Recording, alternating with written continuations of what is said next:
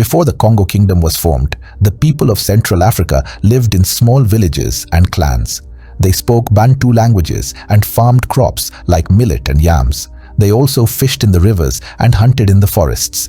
Around the year 1390, a strong leader named Lukeni Nimi united many of these groups. He conquered nearby lands and created a powerful kingdom. He became the first Mani Kongo, king of Congo. The capital city was called Mbanza Congo. It stood on a hill and became the center of politics, trade, and culture. Later, when the Portuguese came, they renamed it São Salvador. The kingdom spread across a wide area.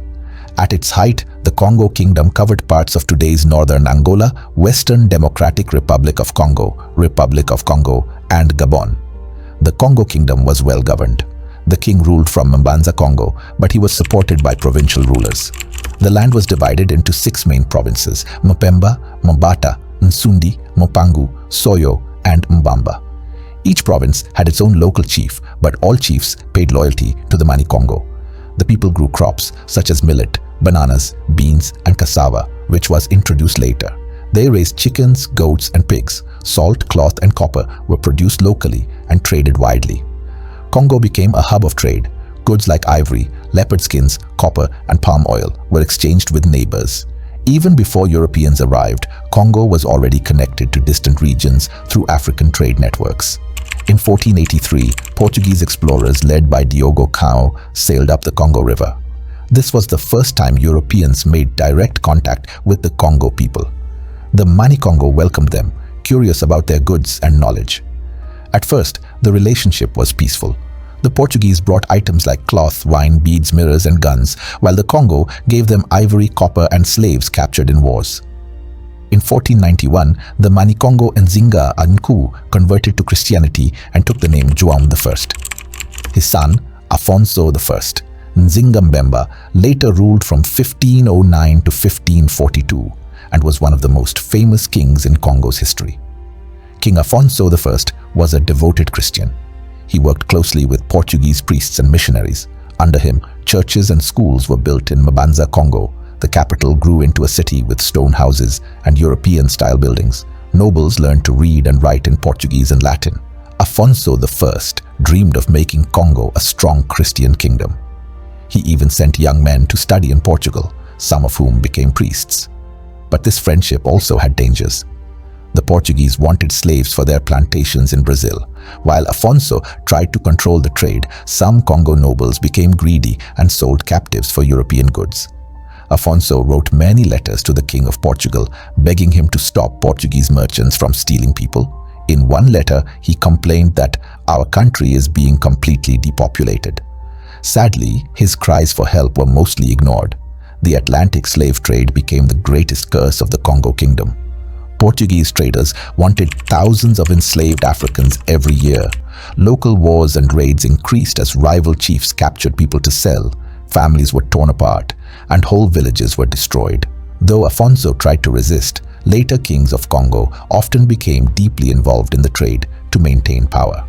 Guns brought by the Portuguese also made wars bloodier. By the 1600s, the once strong Congo Kingdom was weakened by both internal divisions and external exploitation. After Afonso I, Congo faced many struggles. Different noble families fought over the throne. The Portuguese interfered in Congo politics, supporting rival claimants to the throne. Local provinces like Soyo grew powerful and often challenged the king's authority. The worst blow came in 1665 at the Battle of Mbwila, when the Mani Kongo Antonio I fought the Portuguese. Antonio I was killed and the Congo army was defeated. After this battle, the central authority of the Mani Kongo collapsed. For many years, Congo was divided between rival kings and noble families. The once great capital, Mbanza Congo, was even abandoned for a time.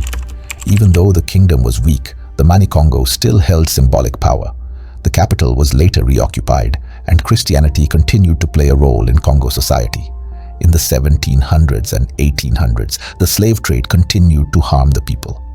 But after the abolition of slavery in the 19th century, Europeans turned their attention to directly controlling African lands. Congo leaders tried to protect their independence, but they were surrounded by growing European power. In 1884 to 1885, European countries met at the Berlin Conference and divided Africa without consulting African rulers. Congo lands were carved up.